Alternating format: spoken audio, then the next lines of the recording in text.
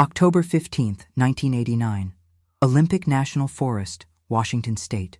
The morning mist hung thick between the towering Douglas firs as experienced mushroom forager Robert Mitchell prepared for what would become his final expedition into the wilderness. At 42 years old, Robert had spent over 2 decades studying and collecting fungi throughout the Pacific Northwest, earning a reputation among mycologists as one of the most knowledgeable field researchers in the region. That crisp autumn morning, Robert loaded his weathered pickup truck with the usual array of collection equipment: wicker baskets, field guides, specimen containers, and his treasured leather-bound notebook, where he meticulously recorded every discovery. His wife Jennifer watched from the kitchen window as he performed his familiar pre-expedition ritual, checking and double-checking his gear with the methodical precision that had kept him safe during hundreds of previous forays into the forest. "So glad to have you here.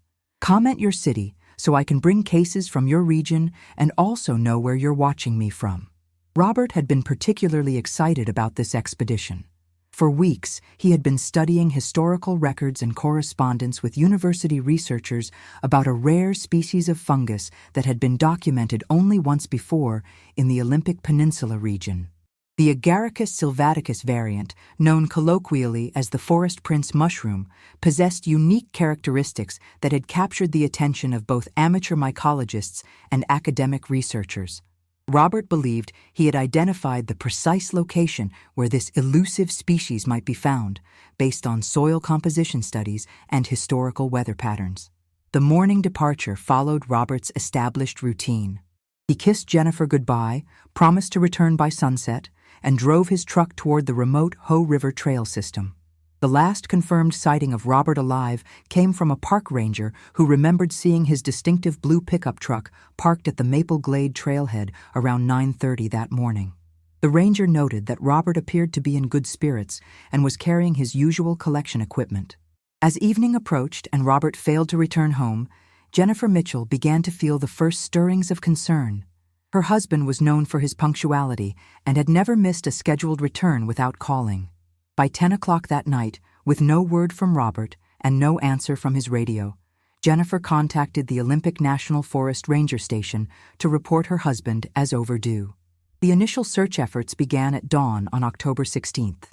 Park rangers and volunteer search teams discovered Robert's pickup truck exactly where the ranger had seen it the previous morning, but the vehicle revealed the first troubling signs that something had gone seriously wrong. The truck's doors were unlocked, and Robert's backup equipment remained in the cab, including his emergency radio and extra food supplies that he would never have left behind during an extended collection trip. More disturbing was the discovery of Robert's collection basket approximately half a mile down the Maple Glade Trail, overturned and empty beside the path.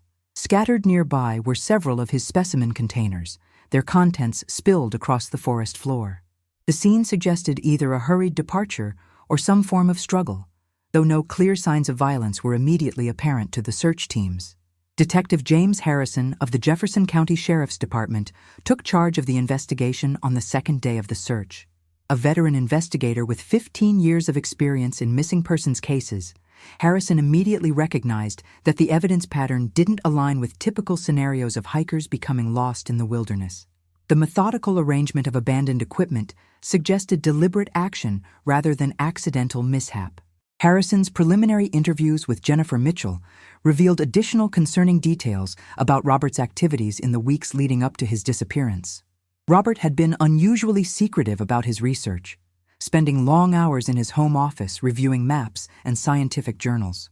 He had received several phone calls from unknown individuals, conversations that he conducted in hushed tones and never fully explained to his wife. The investigation expanded to include Robert's known associates in the mycological community.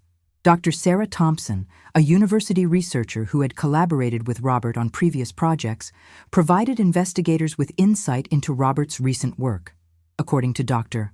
Thompson, Robert had been investigating reports of unusual fungal growth patterns in remote areas of the Olympic Peninsula, research that had attracted interest from several pharmaceutical companies seeking naturally occurring compounds for drug development. Search teams continued their efforts throughout October, expanding their coverage area to include increasingly remote sections of the forest. Helicopter overflights and ground teams with search dogs covered hundreds of square miles of rugged terrain, but no additional trace of Robert Mitchell was discovered. The thick undergrowth and challenging topography of the Olympic Peninsula made comprehensive searching nearly impossible, leaving vast areas unexplored. As October turned to November, the investigation began to reveal a more complex picture of Robert's activities. Bank records showed that he had recently received several large cash deposits, transactions that couldn't be explained through his usual income sources from consulting work and specimen sales. Additionally, investigators discovered that Robert had been in correspondence with researchers from multiple universities, discussing findings that he described as potentially groundbreaking, but never fully detailed in his letters. The weather deteriorated significantly in late November, forcing search teams to suspend their efforts as heavy snow began accumulating in the higher elevations. Detective Harrison made the difficult decision to classify the case as a missing person investigation rather than a search and rescue operation, acknowledging that survival in the harsh winter conditions would be virtually impossible. Jennifer Mitchell refused to accept that her husband was simply lost in the wilderness. She insisted that Robert's experience and careful nature made it highly unlikely that he would have become disoriented or fallen victim to a hiking accident. Her conviction that something more sinister had occurred would prove to be more accurate than anyone realized at the time. The final search efforts of 1989 yielded one last piece of evidence that would haunt investigators for decades to come. In early December, a hunter discovered a torn piece of fabric caught on a branch deep in the Quinault River Valley, more than 10 miles from where Robert's truck had been found.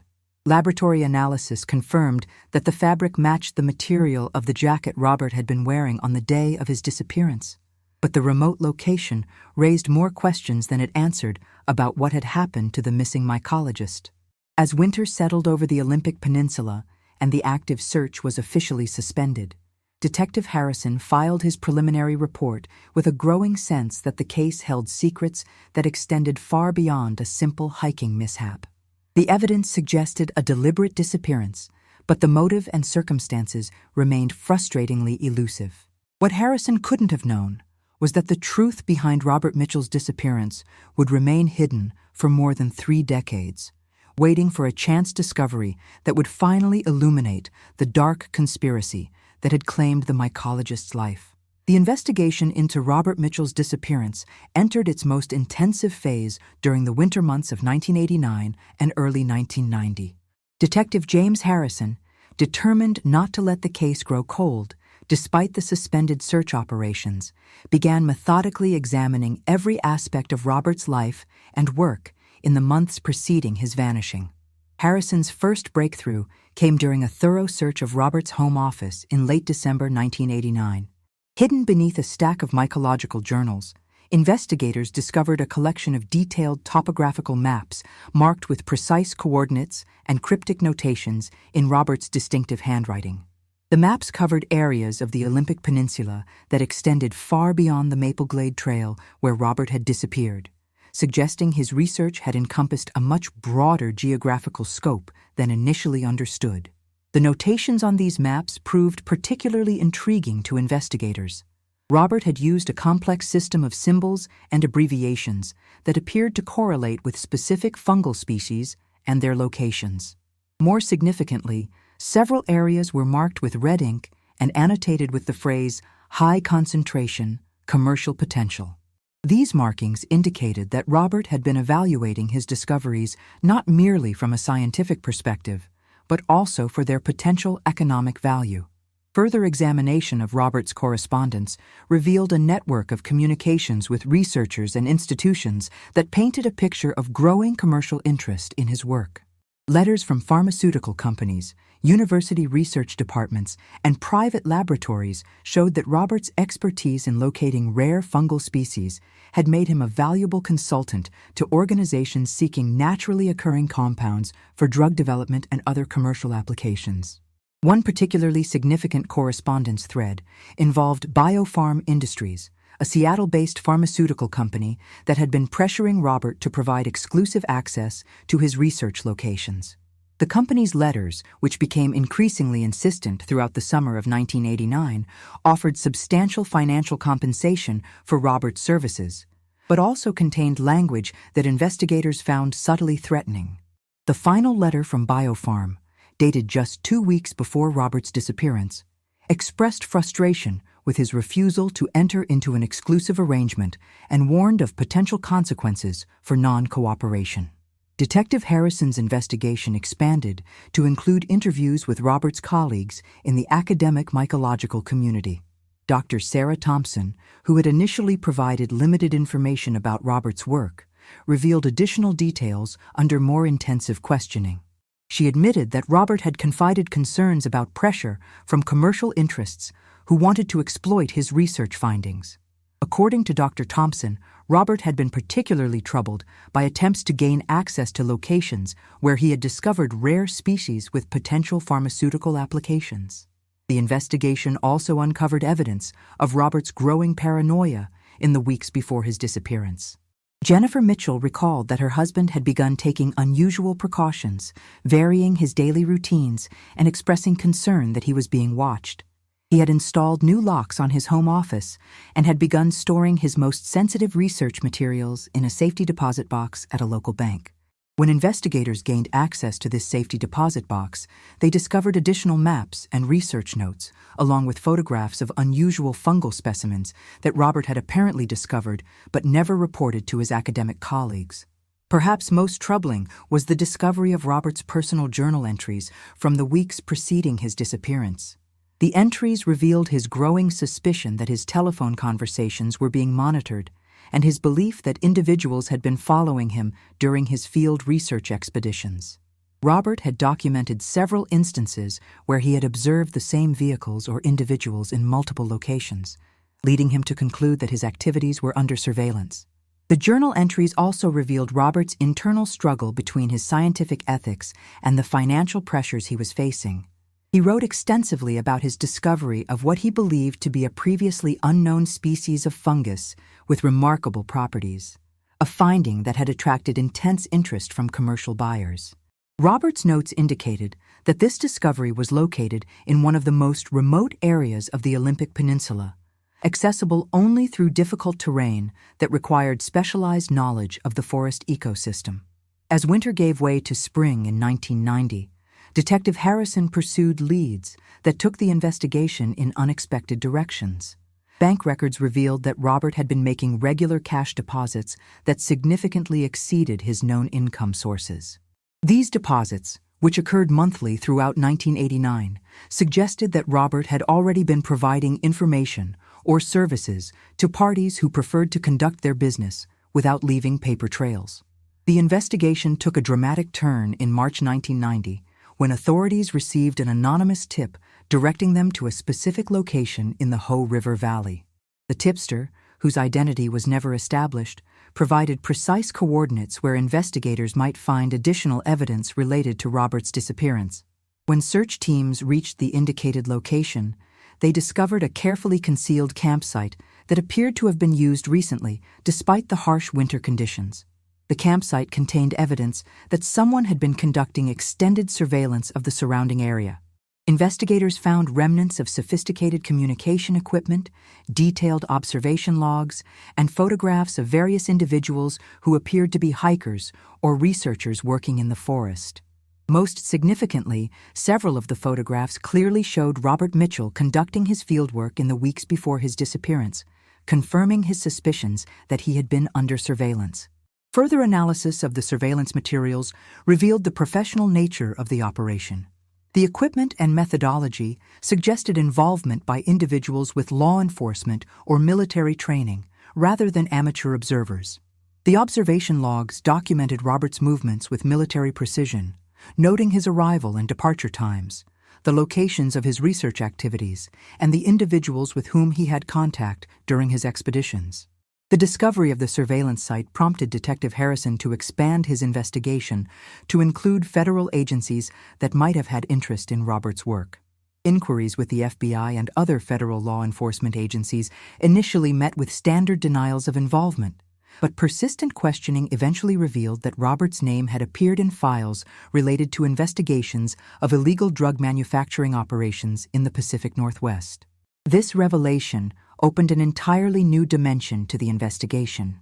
Federal authorities explained that certain rare fungal species were being sought by illegal drug manufacturers, who believed these organisms could be used to produce synthetic hallucinogens and other controlled substances. Robert's expertise and knowledge of remote growing locations had apparently made him a person of interest to both law enforcement agencies and criminal organizations seeking access to these natural resources. The federal connection also explained some of the commercial pressure Robert had been experiencing.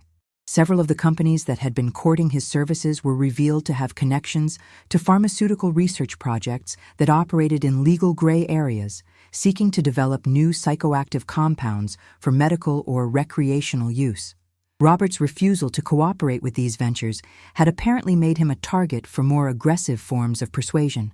As spring search efforts resumed in 1990, teams armed with this new information began focusing their attention on areas where Robert had documented his most significant discoveries.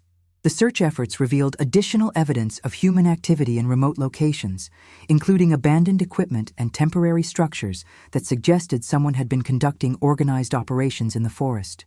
However, despite these discoveries and the expanded scope of the investigation, no trace of Robert Mitchell himself was found during the 1990 search season. The case remained active throughout the year, but leads gradually diminished, and public attention shifted to other matters. Detective Harrison continued to pursue various theories and follow up on sporadic tips, but the investigation eventually entered a phase of maintenance rather than active pursuit. The final significant development of 1990 came in November when federal authorities conducted raids on several properties associated with biopharm industries and related companies.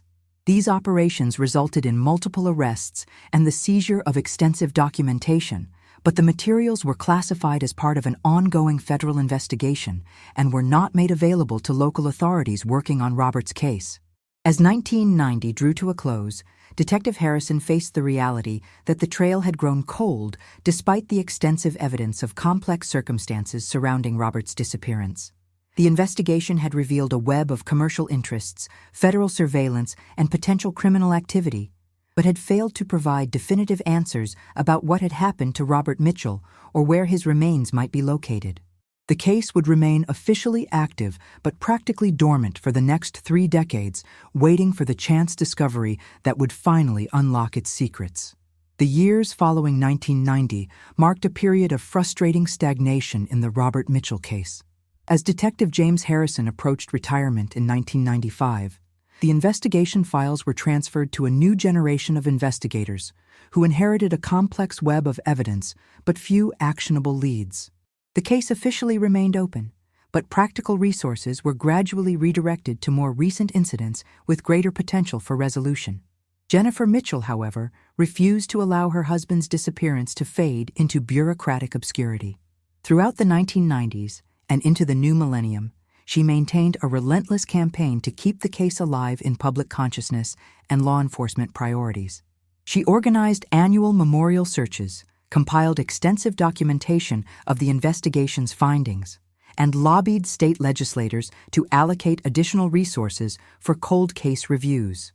Her efforts took on new dimensions as technology advanced. In 1998, Jennifer established one of the first websites dedicated to missing persons cases in the Pacific Northwest, using the emerging internet to share information about Robert's disappearance with a broader audience. The website attracted attention from amateur investigators, retired law enforcement officers, and other families dealing with similar tragedies, creating an informal network of people dedicated to solving cold cases. The digital age brought unexpected developments to the investigation. In 2003, a hiking enthusiast using GPS technology to map remote trails in the Olympic Peninsula reported discovering what appeared to be remnants of old research equipment in an area that had never been thoroughly searched during the original investigation. The equipment, including corroded metal instruments and weathered fabric, was recovered and subjected to forensic analysis, but degradation from exposure made definitive identification impossible. More significantly, the rise of internet forums and social media platforms allowed for the circulation of theories and information that had previously been confined to official channels. Former employees of biopharm industries and related companies began sharing information anonymously about the corporate culture and research practices of these organizations during the late 1980s. These accounts painted a picture of aggressive competition for access to natural resources and a willingness to use questionable methods to achieve research objectives.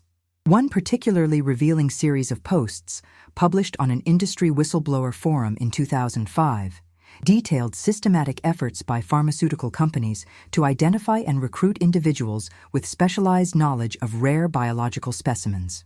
The anonymous poster claimed to have worked in corporate intelligence during the relevant time period and described surveillance operations targeting mycologists, botanists, and other field researchers who had access to potentially valuable natural compounds. The information from these online sources prompted renewed interest from investigative journalists, leading to a 2007 documentary film about corporate exploitation of academic researchers in the Pacific Northwest. The film featured interviews with several of Robert's former colleagues, including Dr. Sarah Thompson, who revealed additional details about the pressures facing field researchers during the late 1980s. The documentary brought national attention to the case, but failed to generate new leads that advanced the official investigation. Meanwhile, Robert and Jennifer's son Matthew had grown into adulthood, carrying the burden of his father's unresolved disappearance. After completing law school in 2004, Matthew dedicated significant portions of his career to investigating his father's case, using his legal training to pursue avenues that had been previously unexplored. His efforts included filing Freedom of Information Act requests to obtain federal documents related to the investigation, challenging classification decisions that had kept key evidence sealed from public view. Matthew's legal efforts achieved a breakthrough in 2010 when a federal court ordered the release of previously classified documents related to the biopharm industry's investigation. The released materials revealed the extent of federal surveillance operations targeting individuals involved in the rare species trade, confirming that Robert Mitchell had been under observation by multiple agencies during the months preceding his disappearance. The documents also disclosed the existence of Operation Green Harvest, a coordinated federal effort to combat illegal drug manufacturing operations that relied on rare botanical and mycological specimens. The operation had involved extensive surveillance of researchers, collectors, and dealers throughout the Pacific Northwest, creating a complex network of informants and monitoring systems that tracked the movement of potentially valuable biological materials. Most disturbing was the revelation that Operation Green Harvest had identified Robert Mitchell as a key figure in what federal agencies believed to be an organized network supplying rare fungal specimens to illegal drug manufacturers. The documents indicated that federal agents had been planning to approach Robert as a potential informant, hoping to use his knowledge and contacts to penetrate criminal organizations operating in the region.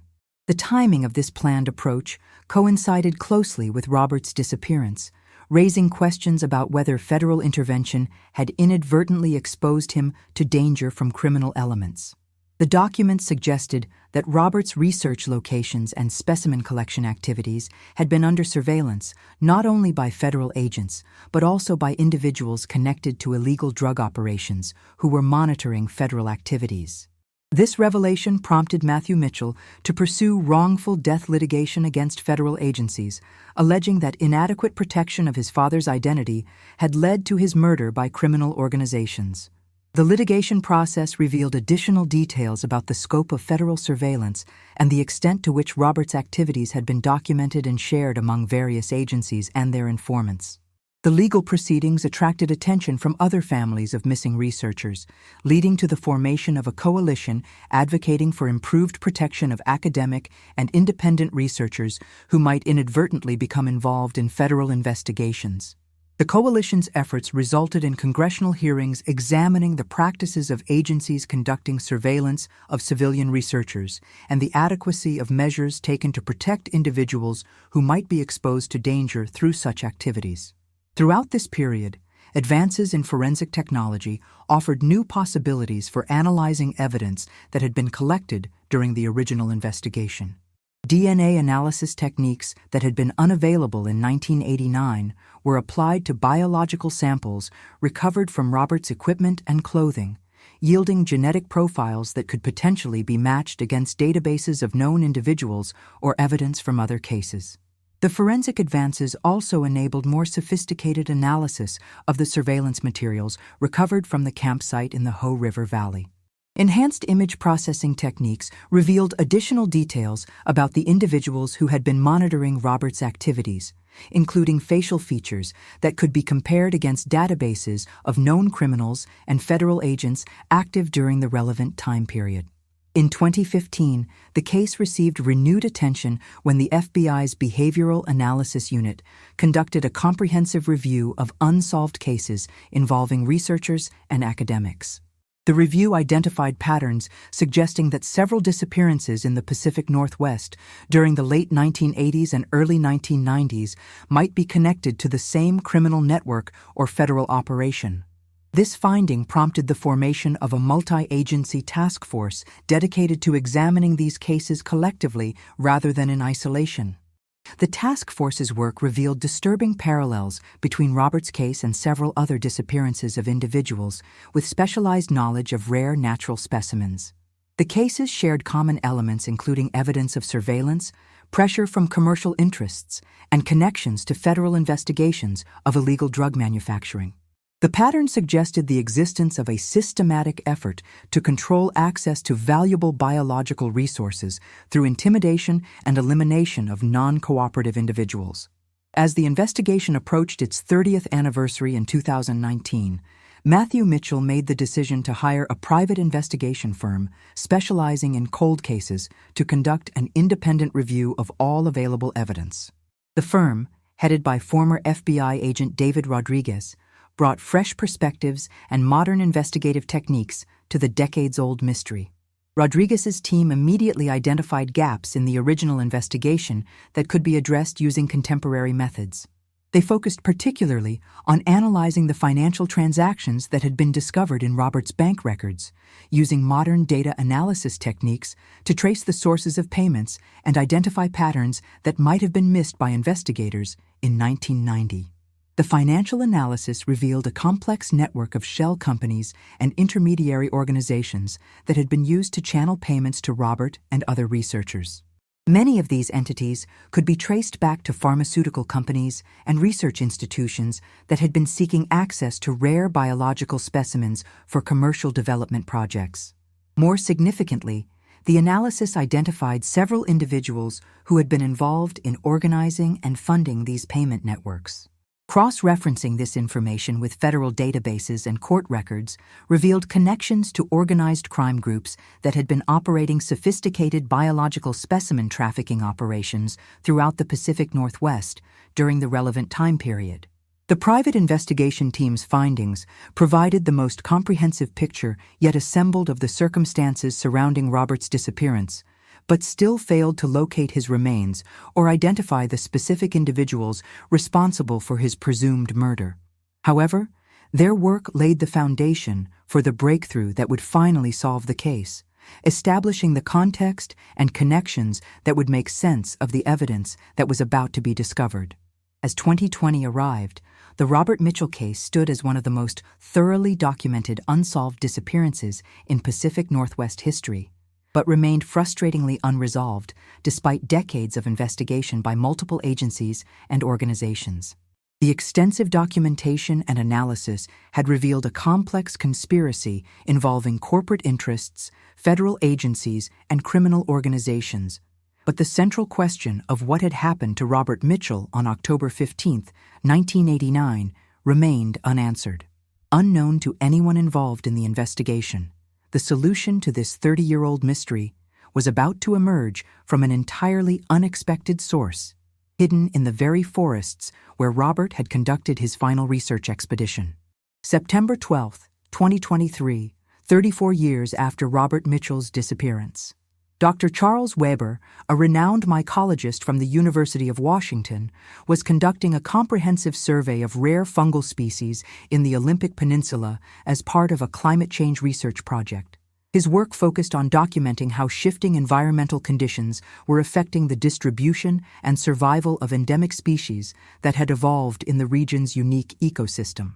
Dr. Alm. Weber had spent his career studying the same types of rare fungi that had once captivated Robert Mitchell's attention. Unlike Robert, however, Weber worked with full institutional support and modern safety protocols that included GPS tracking, satellite communication equipment, and regular check-ins with university personnel. The contrast between his well-funded academic expedition and Robert's solitary research efforts of the 1980s highlighted how dramatically the field of mycological research had evolved over the intervening decades.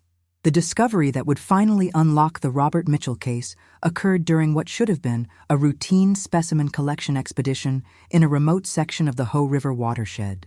Weber was investigating reports of unusual fungal growth patterns in an area that had been affected by a landslide during the previous winter. The geological disturbance had exposed soil layers and root systems that had been buried for decades, creating opportunities to study fungal communities that had been previously inaccessible. While examining a massive Douglas fir that had been partially uprooted by the landslide, Weber noticed something unusual protruding from the exposed root ball. Initially appearing to be a piece of natural debris, closer inspection revealed what appeared to be a man-made object embedded in the tree's root system. The object was a waterproof container, heavily corroded but still intact, that had been deliberately placed within a hollow cavity in the tree's root structure. Weber immediately recognized the significance of his discovery and suspended his research activities to contact authorities. The location of the container, approximately 8 miles from where Robert Mitchell's equipment had been found in 1989, placed it within the general area where the original search efforts had been concentrated.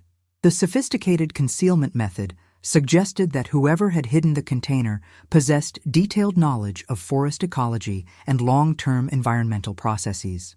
Law enforcement officials, led by Detective David Rodriguez, who had been working on the private investigation of the case, arrived at the scene within hours of Weber's initial report. The recovery operation required careful excavation to avoid damaging the container or any potential evidence it might contain. Forensic technicians worked methodically to extract the container while preserving the surrounding soil and plant material for additional analysis. The container itself proved to be a military surplus ammunition box that had been modified with additional waterproof sealing. The modification work showed professional-level craftsmanship, suggesting that whoever had prepared the container possessed significant technical expertise. Serial numbers and manufacturing marks on the container were photographed and documented for potential tracing through military and surplus dealer records. When the container was finally opened under controlled laboratory conditions, it revealed contents that immediately transformed the Robert Mitchell investigation from a cold case into an active murder inquiry. The container held Robert's missing field notebook, his camera with undeveloped film, detailed maps with additional location markings, and most significantly, a handwritten letter addressed to his wife Jennifer that documented the circumstances leading to his disappearance. Robert's letter, written in his distinctive handwriting and authenticated through comparison with known samples, provided a first-hand account of the events that had preceded his death. The letter revealed that Robert had become aware of surveillance activities targeting his research and had grown increasingly concerned about threats to his safety. More importantly, the letter identified specific individuals and organizations that had been pressuring him to provide exclusive access to his research locations and specimen discoveries. The letter detailed Robert's discovery of a previously unknown species of fungus with remarkable biochemical properties that had attracted intense interest from pharmaceutical companies. According to Robert's account, the species produced compounds that showed potential for treating neurological disorders and had significant commercial value for drug development. The discovery had made Robert a target for various parties seeking to control access to this valuable natural resource. Most damaging were Robert's descriptions of specific threats he had received from individuals connected to biopharm industries and related organizations.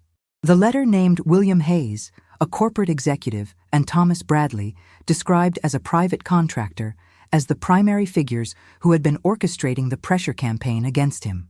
Robert detailed meetings where these individuals had made increasingly explicit threats about the consequences of non-cooperation with their research agenda. The letter also revealed Robert's awareness that federal agencies were monitoring his activities, but indicated that he viewed the government surveillance as secondary to the more immediate threats from corporate interests. Robert had apparently concluded that his safety was compromised regardless of whether he cooperated with federal authorities or commercial entities, leading him to make preparations for documenting his situation in case of emergency. The undeveloped film from Robert's camera provided visual evidence that corroborated many of the claims made in his letter. The photographs showed individuals conducting surveillance of Robert's research activities, including clear images of the campsite that had been discovered by investigators in 1990. More significantly, several photographs captured meetings between Robert and the individuals he had identified as sources of threats, providing visual confirmation of the contacts described in his written account. Additional photographs documented Robert's discovery of the rare fungal species that had attracted commercial interest. The images showed specimens of an unusual mushroom with distinctive morphological characteristics that appeared to be unlike any previously catalogued species. Robert had photographed the specimens in their natural habitat and had included detailed notes about their biochemical properties and potential applications. The maps found in the container revealed the full scope of Robert's research activities and confirmed that his work had extended far beyond the areas that had been searched during the original investigation. The maps included precise coordinates for multiple specimen collection sites and detailed notes about the commercial potential of various discoveries. Several sites were marked with warnings about surveillance activities and potential security risks. Analysis of the container's placement within the tree's root system revealed sophisticated knowledge of forest ecology and long-term environmental processes. Forestry experts determined that the container had been placed in a location where it would remain stable and protected for decades, suggesting that Robert had intended for the evidence to be discovered eventually, but had taken measures to ensure its preservation until that time. The timing of the container's discovery appeared to be the result of natural environmental processes rather than deliberate human action. The winter landslide that had exposed the root system was consistent with normal geological activity in the region, and there was no evidence that anyone had been searching for or attempting to recover the hidden materials. The discovery represented a genuine chance event that had finally brought Robert's evidence to light after more than 3 decades. Forensic analysis of the materials provided additional insights into the circumstances of Robert's disappearance. Soil samples from the container showed traces of chemical compounds that were consistent with the area where it had been hidden, confirming that the materials had remained in their original location since being placed there. Radiocarbon dating of organic materials found with the container supported a time frame consistent with Robert's disappearance in 1989. The discovery of Robert's evidence cache immediately prompted a comprehensive review of all previous investigation materials and witness statements.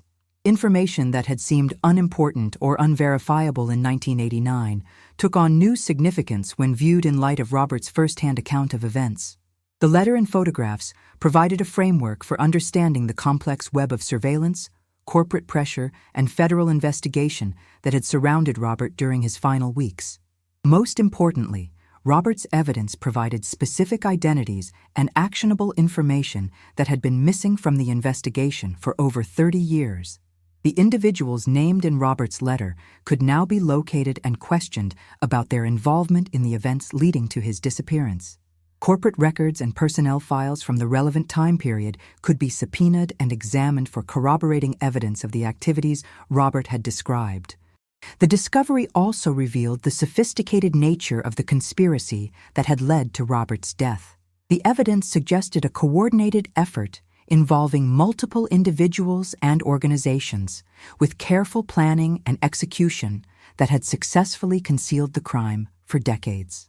The level of organization and resources required for such an operation indicated involvement by individuals with significant financial means and professional expertise in covert activities.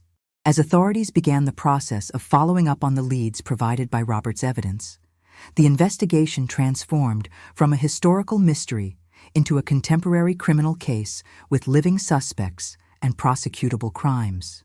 The discovery of the container had finally provided the breakthrough that decades of investigation had failed to achieve. But it also revealed that the full truth about Robert Mitchell's disappearance was even more complex and disturbing than anyone had previously imagined. October 8, 2023. Federal Bureau of Investigation Field Office, Seattle, Washington. The evidence recovered from Robert Mitchell's hidden container had prompted the formation of a joint task force combining federal, state, and local law enforcement agencies. The investigation now carried the designation of a federal murder case with potential conspiracy charges that could reach across multiple states and involve violations of federal racketeering statutes. The task force was led by Special Agent Michelle Carter, a veteran investigator with extensive experience in corporate fraud and organized crime cases. Agent Carter's team included forensic accountants, computer crime specialists, and investigators with expertise in pharmaceutical industry practices. The scope of the investigation expanded dramatically as the evidence revealed connections to a sophisticated criminal enterprise that had operated for decades. The first breakthrough came from tracing the identities mentioned in Robert's letter. William Hayes, the biopharm industry's executive, identified by Robert as a primary threat, had died in 2018. But extensive corporate records and personal documents were obtained through search warrants executed at his estate and former business locations. These materials revealed Hayes's involvement in a systematic effort to monopolize access to rare biological specimens through intimidation, bribery, and elimination of non-cooperative researchers. Hayes's personal files contain detailed documentation of what he called resource acquisition operations, targeting mycologists, botanists, and other field researchers throughout the Pacific Northwest.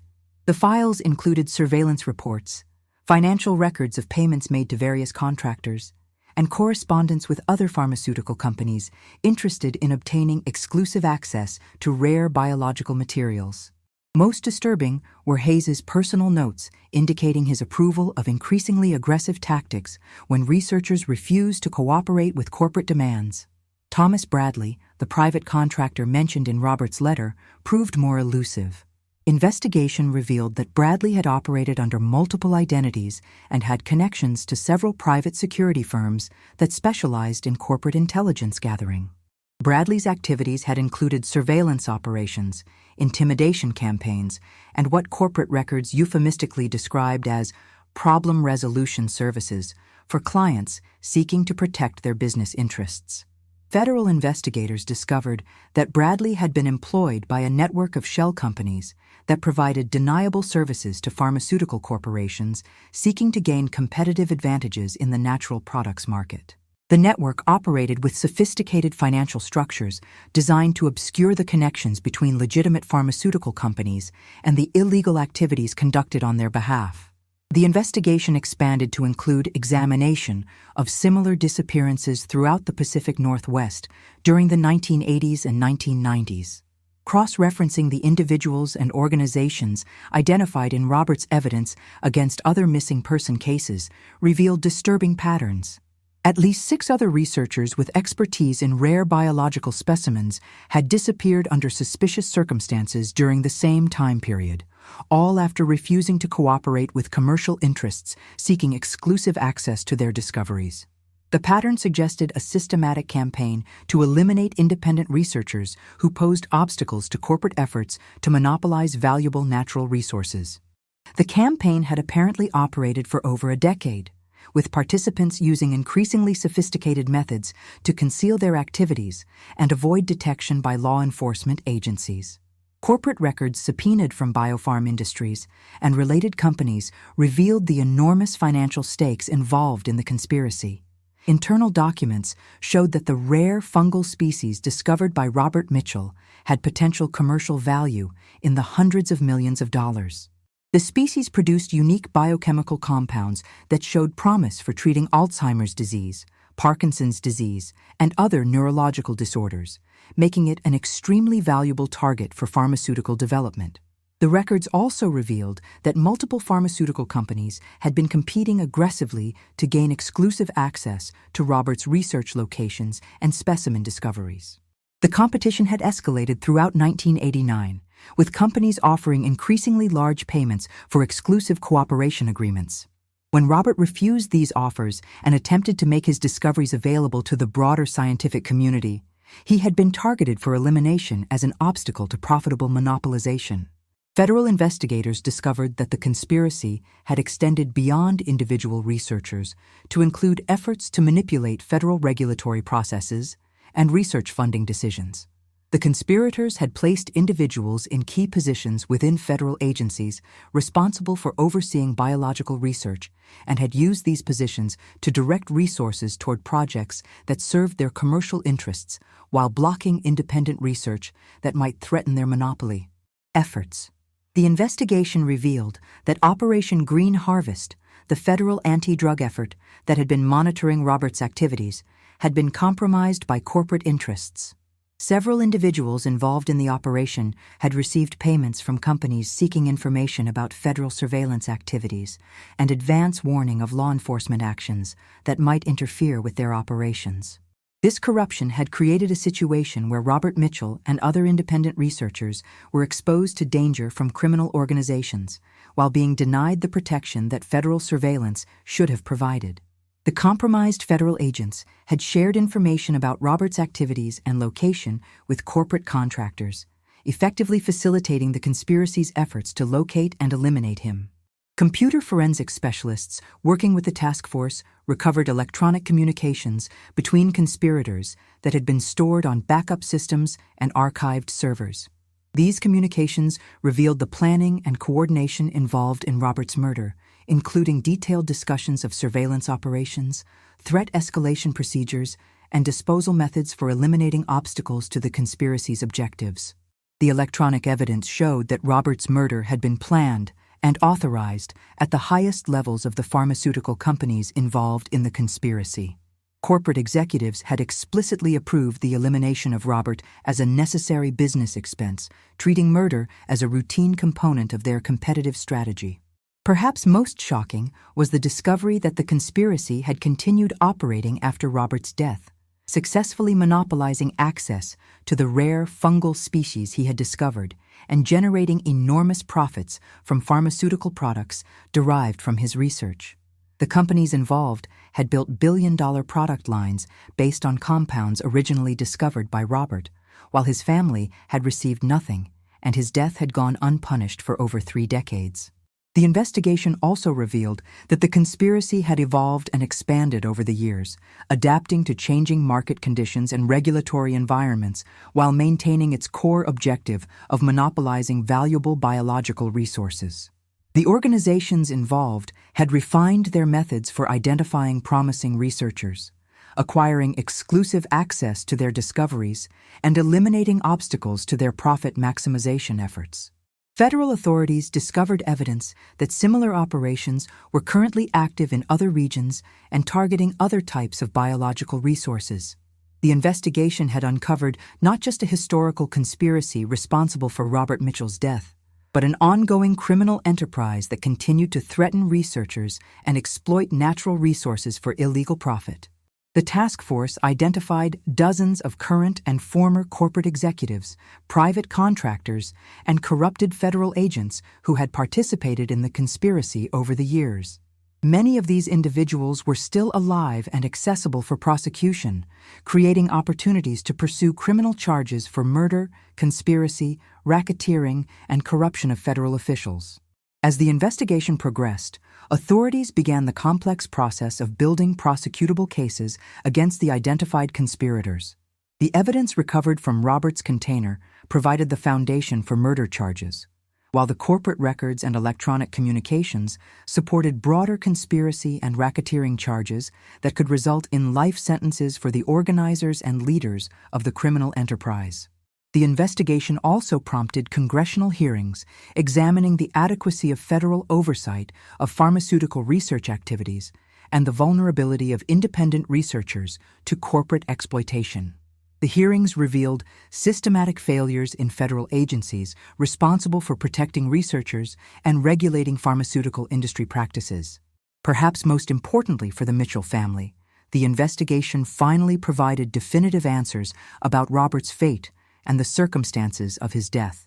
The evidence showed that Robert had been murdered in a carefully planned operation designed to eliminate him as an obstacle to corporate profit maximization, vindicating Jennifer Mitchell's decades-long insistence that her husband had been the victim of foul play rather than a hiking accident.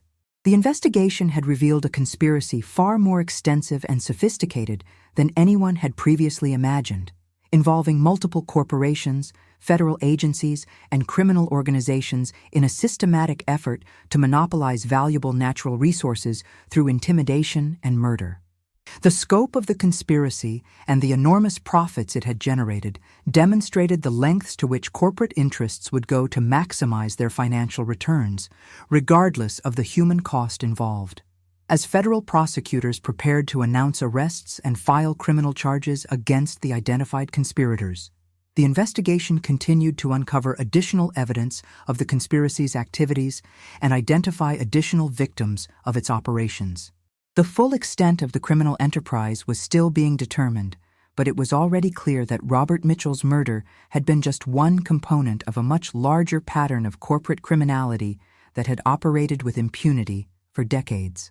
November 21, 2023, United States District Court, Western District of Washington, Seattle. The culmination of 34 years of investigation reached its decisive moment as federal prosecutors announced the largest pharmaceutical industry conspiracy case in American legal history. The charges stemmed directly from the evidence recovered from Robert Mitchell's hidden container and encompassed decades of criminal activity that had cost multiple lives and generated billions in illegal profits. The announcement came during a packed press conference led by United States Attorney Rebecca Martinez, flanked by FBI Special Agent Michelle Carter, and representatives from multiple law enforcement agencies that had participated in the investigation. The scope of the charges reflected the enormous complexity of the criminal enterprise that had been uncovered through months of intensive investigation following the discovery of Robert's evidence. The primary defendants included 12 individuals who had held executive positions at biopharm industries and related pharmaceutical companies during the relevant time periods. The charges against these executives included first-degree murder conspiracy, racketeering, money laundering, and corruption of federal officials. The racketeering charges alone carried potential sentences of life imprisonment, reflecting the organized nature of the criminal enterprise and its decades-long operation. Thomas Bradley, the private contractor identified in Robert's letter as a key figure in the conspiracy, had been located through intensive investigative efforts and was arrested at his residence in Montana. Bradley, now 71 years old, had been living under an assumed identity and had continued working as a private security contractor for various corporate clients. His arrest revealed that he had maintained detailed records of his activities over the years, including documentation of other elimination operations conducted on behalf of pharmaceutical companies. The investigation had also resulted in charges against 6 former federal agents who had participated in Operation Green Harvest and had been corrupted by the pharmaceutical conspiracy. These agents had accepted payments in exchange for providing information about federal surveillance activities and had actively facilitated the conspiracy's efforts to locate and eliminate independent researchers who threatened their monopoly objectives. Perhaps most significantly, the investigation had succeeded in locating Robert Mitchell's remains. Using information from Bradley's records and additional evidence recovered during the expanded investigation, search teams had discovered Robert's burial site in a remote area of the Olympic Peninsula, approximately 15 miles from where his equipment had been found in 1989. The location had been carefully chosen to minimize the likelihood of accidental discovery and had remained undisturbed for over 3 decades.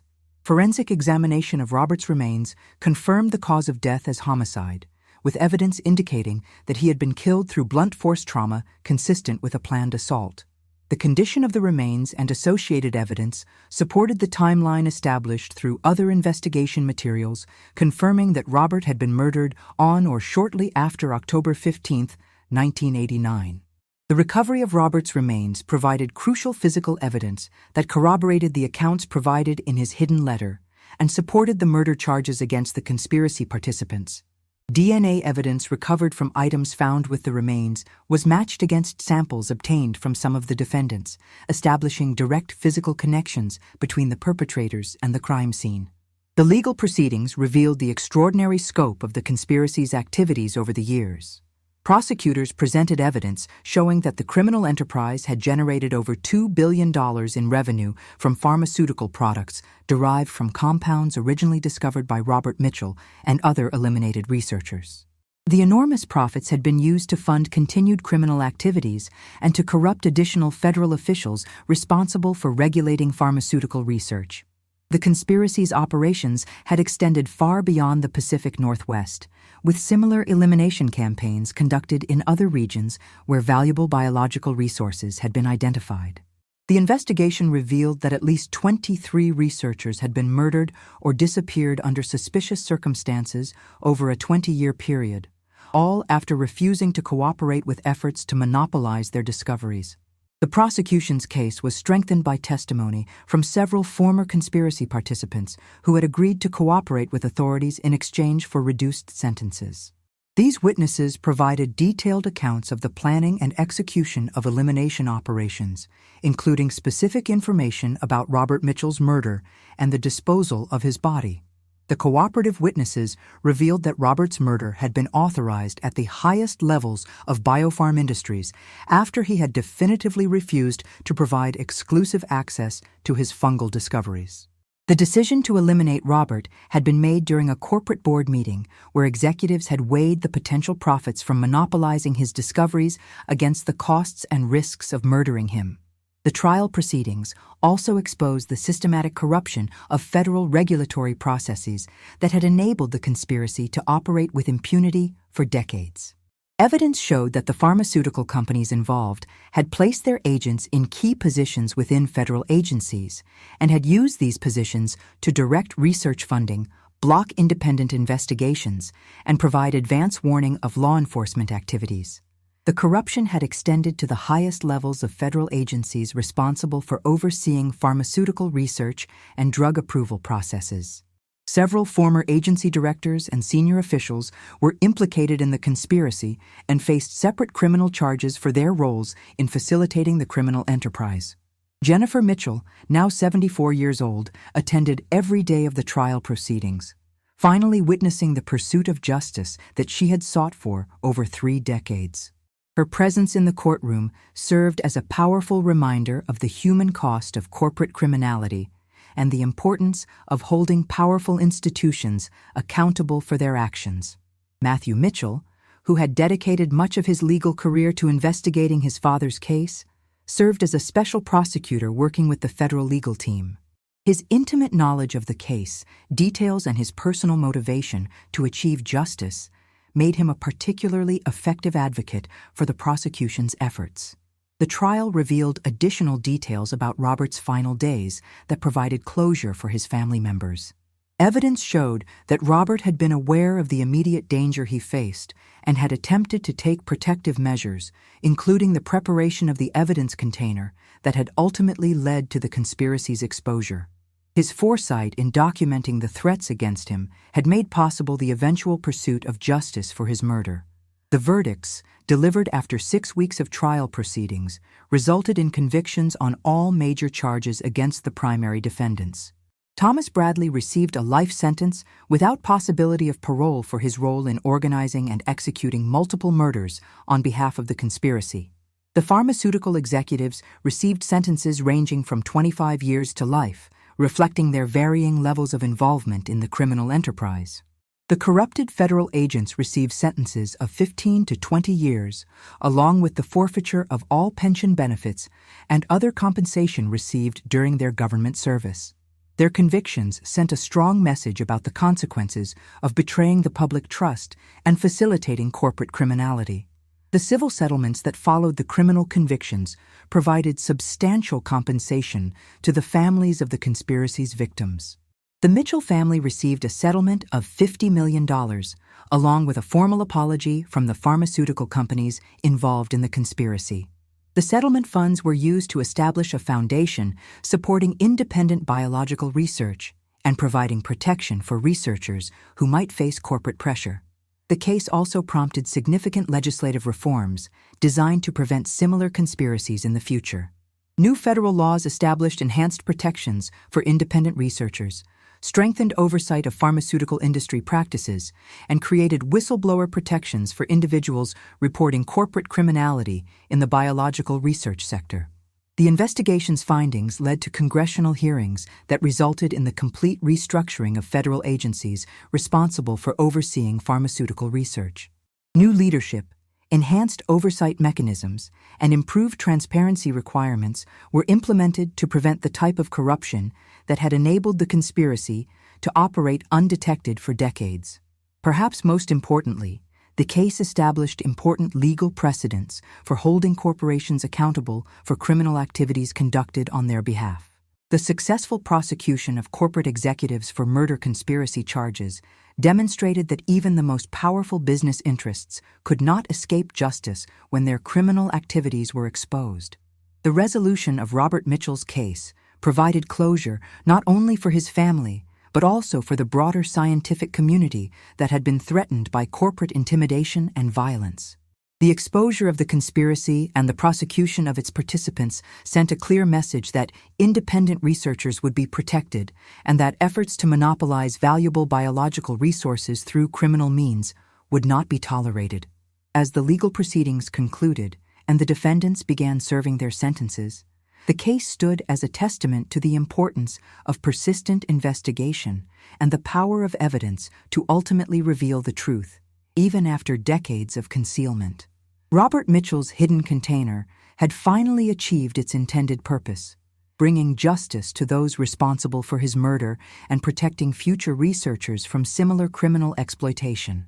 The case also demonstrated the crucial role of accidental discovery in solving cold cases, as Dr. Weber's chance encounter with the hidden container had provided the key evidence needed to unlock a mystery that had remained unsolved for over 3 decades.